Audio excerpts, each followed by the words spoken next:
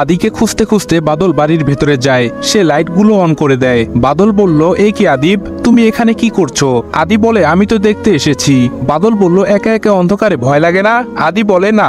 বাদল বলল, আরে বাহ, তুমি তো বেশ সাহসী। আদি বলে, আচ্ছা বন্ধু। বাদল বলল, বলো। আদি বলে, তোমার বাড়িতে আর মানুষ কোথায়? আদির মুখে কথাটা শুনে বাদলের মুখটা মলিন হয়ে যায়। বাদল বলল, আমি এই বাড়িতে একাই থাকি। আদি বলল, কেন? বাদল বলল, কেউ নেই। আদি বলল, তোমার কেউ নেই? বাদল বলল, ছিল, তবে তারা সবাই আল্লাহর কাছে চলে গেছে। এখন রুমে চলো, ফ্রেশ হতে হবে তো। বাদল আদিকে নিয়ে চলে যায় রুমের ভেতরে। ফ্রেশ হয়ে নিচে এসে খাবার তৈরি করে নিজে খায় এবং আদিকে খাইয়ে দিয়ে রুমে এসে ঘুমিয়ে পড়ে দুজন। পরের দিন আদিকে একটা স্কুলে ভর্তি করে দেয়। বাবা মায়ের জায়গা খালি রেখে অভিভাবকের জায়গা পূরণ করে দেয়। বাদলকে এখানকার সবাই চিনে, তাই তেমন কোনো আপত্তি করেনি স্কুলের শিক্ষকরা। পরে অবশ্য বাবা মায়ের নামের প্রয়োজন হয়, কিন্তু ততদিনে বাদল আদির বাবা মায়ের পরিচয় নিয়ে আগ্রহ দেখায় না, কারণ সে বুঝে যায় আদিকে ছাড়া সে থাকতে পারবে না। আর আদিও বাদলকে বাবাই বলে ডাকে। এভাবেই চলতে থাকে ওদের দিন। দুজনে বেশ সুখেই কাটাতে থাকে। আদি এখন চট্টগ্রামে একটা ভার্সিটিতে পড়ে, আর বাদলও বেশ ভালোভাবে কাজ করে সুনাম আর প্রমোশন দুটোই অর্জন করে চলেছে। এর মধ্যে ঘটে যায় দুর্ঘটনা। সেদিন সকালে দুজনে ব্রেকফাস্ট করে বাদল একটা কেসের উদ্দেশ্যে বের হওয়ার জন্য তৈরি হয়, আর আদি ভার্সিটির উদ্দেশ্যে। আদি জানতো আজ তার বাবাই যে অপারেশনের উদ্দেশ্যে যাচ্ছে এটা অনেক ভয়ঙ্কর, তাই সে অনেকবার বাধা দিয়েছে না যাওয়ার জন্য। আদি বলল, আচ্ছা বাবাই, আজকে কি যেতেই হবে? বাদল বলল, আদি বলল, আচ্ছা তুমি কেন বুঝতে পারছো না বলো, এটা অনেক রিস্ক হয়ে যাবে। বাদল মুচকি হেসে বলল, ঝুঁকি ছাড়া কি জীবন চলে নাকি? আদি বলল, কিন্তু জেনে শুনে এইরকম একটা মারাত্মক ঝুঁকি আমি তোমায় নিতে দিতে চাই না, প্লিজ বোঝার চেষ্টা করো। বাদল বলল, শুনো, মানুষের জীবনটাই এমন, ঝুঁকি নিতে যারা ভয় পায় তাদের কি বলে জানিস? কাপুরুষ। তুই কি চাস তোর বাবাই কাপুরুষ হোক? আদি বলে, কিন্তু। বাদল বলে, কোনো কিন্তু নয়, আর আমি তো এর আগে অনেক এমন ঝুঁকি নিয়েছি, আমার কিছু হবে না। আদি বলে, তুমি আমার কথা শোনো প্লিজ। বাদল বলল, এসে শুনবো, এখন আমাকে বের হতে হবে, তুই সাবধানে যাস কেমন? বলে বাদল বেরিয়ে যায়, আর আদি মাথায় হাত দিয়ে বসে পড়ে। তার অনেক টেনশন হচ্ছে, আর মনের মধ্যে একটা ভয় কাজ করছে, কিছুই ভালো লাগছে না। তাই সে আজ বাসায় রয়ে গেল। অনেক সময় পেরিয়ে গেল, আদি শুধু ছটফট করছে, কোথাও সে শান্তিতে বসতে পারছে না। দেখতে দেখতে দুপুর গড়িয়ে বিকেল হয়ে গেল। আদি বারবার ঘড়ি দেখছে। কিছুক্ষণ পর বাসার টেলিফোনটা বেজে ওঠে। অপর পাশের কথা শুনে আদি বলল, আমি আসছি, এক্ষুনি আসছি।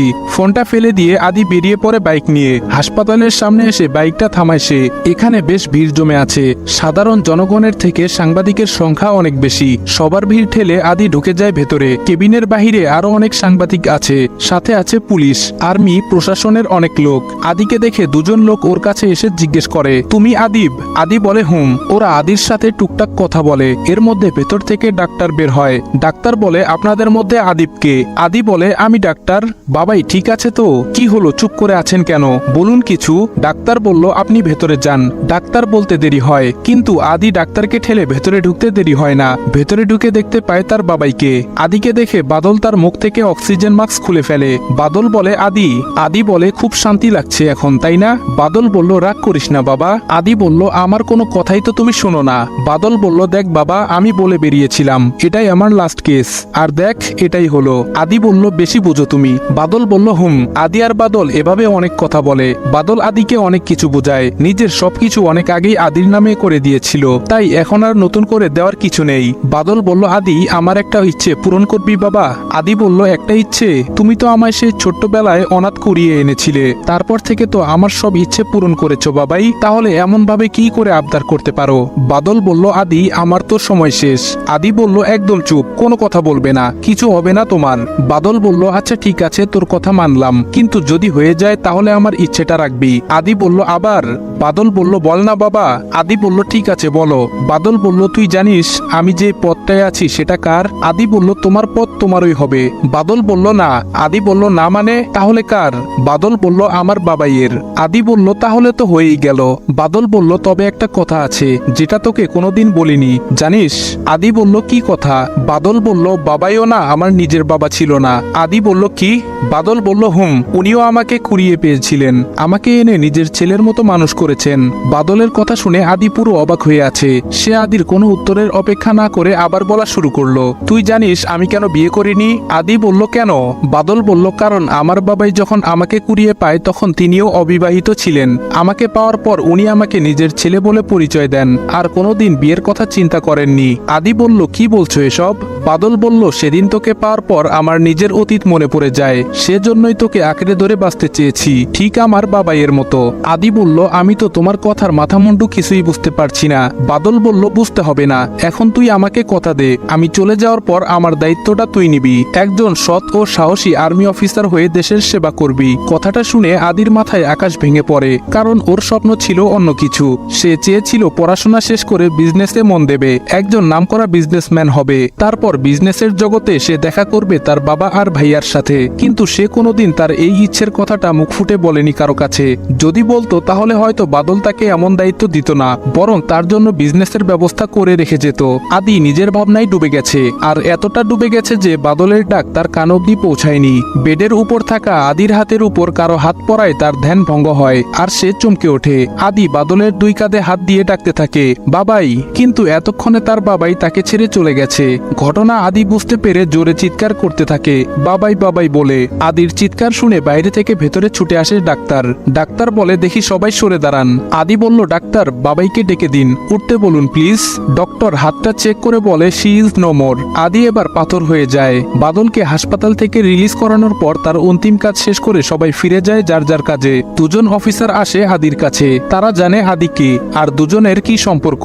দুজনেই আদিকে সান্ত্বনা দেয়, কিন্তু আদি তাদের সান্ত্বনা উপেক্ষা করে বলে ওঠে, স্যার, আমি বাবাইয়ের জায়গাটা নিতে চাই। আদির কথা শুনে দুজনেই অবাক হয়ে যায়। তারা তাকে বলে, এখন তাড়াহুড়ো করার প্রয়োজন নেই, আগে শোকটা কাটুক কিছুটা, তারপর না হয় ভাবা যাবে। আদি বলল, আমি কিছু ভাবতে চাই না, আমি জয়েন হতে চাই। আমাকে কি কি করতে হবে, কি কি পরীক্ষা দিতে হবে, আপনি তা বলুন। অফিসার বলল, তোমাকে তেমন কিছু করতে হবে না, বাদল সাহেব সব ব্যবস্থা করে রেখে গেছেন। আদি বলল, কি?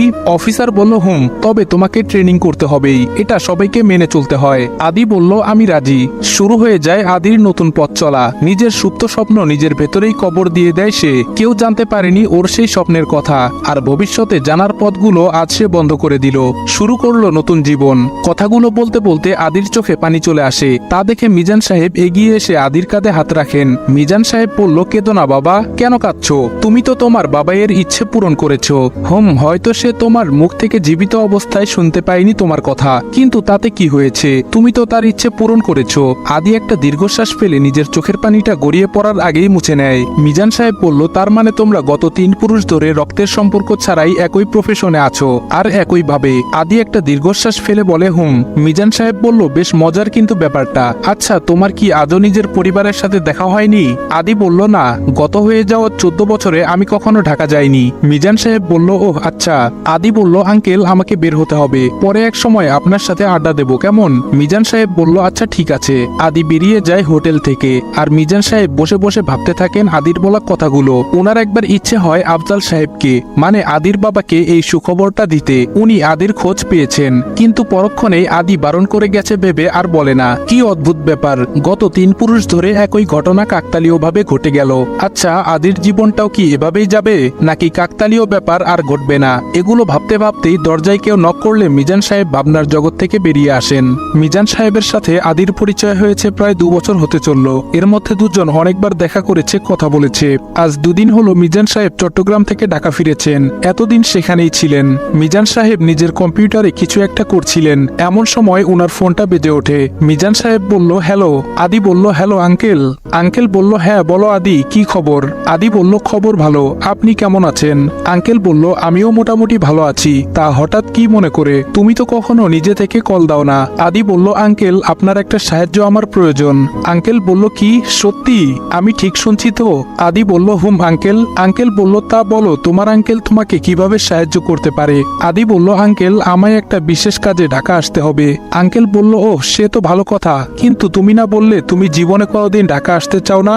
আদি বলল, বলেছিলাম, কিন্তু এখন যেতে হবে। আঙ্কেল বলল, আচ্ছা এসো, তা আমি কি সাহায্য করব? আদি বলল, আপনাকে করতে হবে, আমাকে একটা বাড়িতে ভাড়া থাকার ব্যবস্থা করতে হবে। আঙ্কেল বলল, কি বলছো তুমি? এটা কোনো সাহায্য হলো? তুমি আমার বাসায় থাকবে। মিজান সাহেব কথাটা বলে আদির উত্তরের আশা না করে বলতে থাকেন, আচ্ছা তুমি তো অফিসের কাজে আসছো। আদি বলল, আঙ্কেল বলল, তাহলে বাসা ভাড়া কেন খুঁজো? আদি বলল, আঙ্কেল, আগে আমার পুরো কথাটা শুনেন। আঙ্কেল বলল, বলো। আদি বলল, আঙ্কেল, আমি আমাদের বাড়িতে 2 মাসের জন্য ভাড়া নিতে চাই। আঙ্কেল বলল তোমার বাড়িতে? আদি বলল হুম। আঙ্কেল বলল কেন বলো তো? আদি বলল আঙ্কেল প্রয়োজন আছে। আঙ্কেল বলল ওহ, আমাকে বলা যাবে না তাই তো? আদি বলল তেমন বিষয় না। আঙ্কেল বলল তাহলে? আদি বলল আসলে আঙ্কেল হয়েছে কি। তারপর আদি পুরো ঘটনা খুলে বলে। সে চট্টগ্রামে বসেই খোঁজ নিয়ে জানতে পেরেছে 2 মাস বাদে তার বোনের বিয়ে, আর সে যেহেতু এখন ঢাকাতে যেতে বাধ্য তাই বোনের বিয়েটা মিস করতে চায় না। আর সবচেয়ে বড় কথা, যে কাজে যাচ্ছে সেই কাজটা ওদের বাড়ি থেকে করলে ওর আসতে যেতে সুবিধা হবে। সব শুনে মিজান সাহেব বলেন এই ব্যাপার? আদি বলল হুম আঙ্কেল। আঙ্কেল বলল ডোন্ট ওয়ারি, আমি সব ব্যবস্থা করে দেব। আদি বলল thank you so much uncle, এখন রাখি, একটু কাজ আছে। আদি ফোনটা কেটে টেবিলে ফোন রেখে কিছু একটা কাজ করতে যাবে, অমনি ফোনটা আবার বেজে ওঠে। আদি বলল এখন আবার কে? কথাটা বলে ফোনটা হাতে নিয়ে দেখতে পায় তার সিনিয়র অফিসারের নাম্বার। আদি বলল হ্যালো স্যার। স্যার বলল hello, how are you?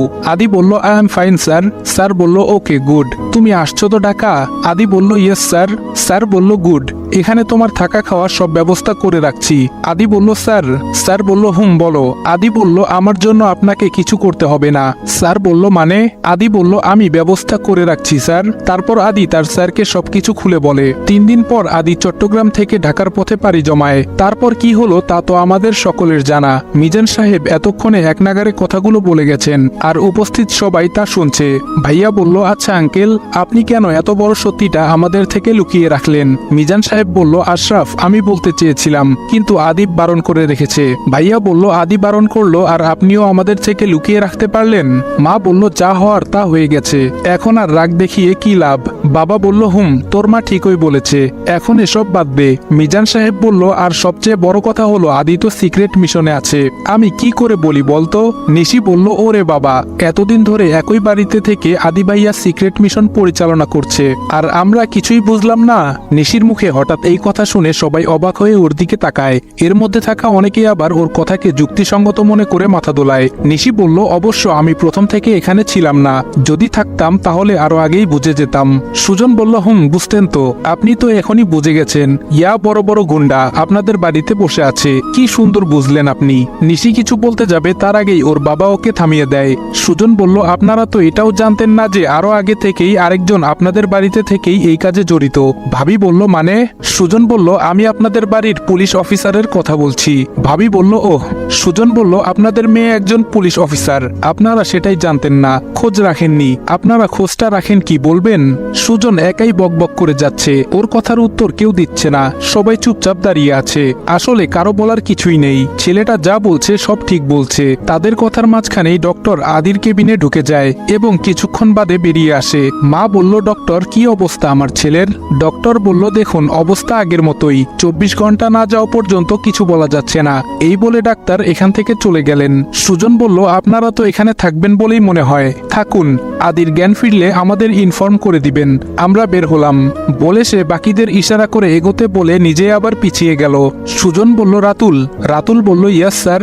Sujan বলল তুমি বরং হাসপাতালে থেকে যাও। রাতুল বলল ওকে স্যার। সুজন বলল চারদিকে খেয়াল রেখো। রাতুল বলল ওকে স্যার, ডোন্ট ওয়ারি, আমি আছি, সবটা দেখে নিব। সুজন বলল অল দ্য বেস্ট বলে বাকি 3 জনকে বের হতে বলল। হাসপাতালের সবাই ওদের যাওয়ার দিকে কিছুক্ষণ তাকিয়ে রইল। ওরা 4 জন হাসপাতালের বাইরে এসে নিজেদের বাইকগুলো বের করে নেয়। অগ্নি বলল স্যার এখন আমরা কোথায় যাব?